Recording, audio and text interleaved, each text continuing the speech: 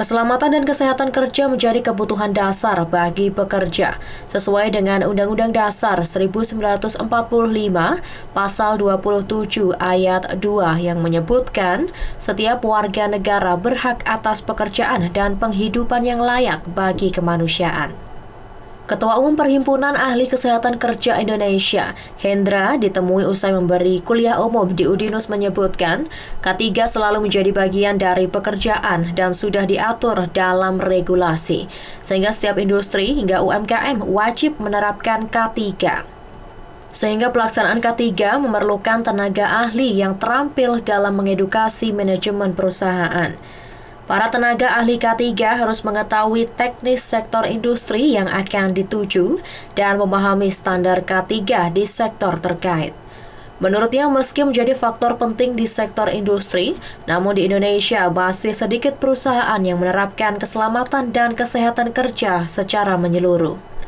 Sehingga banyak yang menerapkan K3 secara parsial dan formalitas saja.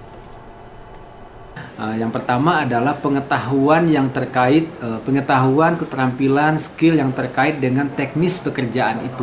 Katakan misalnya kita bicara sektor manufaktur, kita mesti paham itu sektor manufaktur itu seperti apa. Lalu yang kedua adalah pengetahuan, keterampilan, dan skill yang terkait dengan K3-nya sendiri. Artinya bagaimana menerapkan standar-standar K3, konsep-konsep K3. Nah, oleh sebab itu pelaksanaan K3 di Indonesia ini memang membutuhkan ya tenaga-tenaga yang profesional, yang terampil, sehingga kami dari PAKI sangat senang sekali menyebarluaskan atau mempromosikan K3 ini dan berharap katakan misalnya dari Udinus, Prodi K3 Udinus yang nanti akan melahirkan tenaga-tenaga K3 bisa melanjutkan atau mengisi peluang-peluang untuk menjaga agar penerapan K3 di Indonesia ini semakin maju dan semakin lebih baik lagi. Untuk mendorong pengetahuan tentang dasar K3 yang harus dipahami, Perhimpunan Ahli Kesehatan Kerja Indonesia menggelar kuliah umum tentang penerapan ergonomi dalam peningkatan kualitas kehidupan kerja bersama Fakultas Kesehatan Udinus.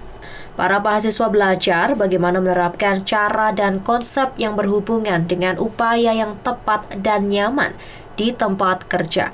Hal itu dilakukan agar tercipta lingkungan kerja yang menyehatkan dan meningkatkan kualitas pekerja.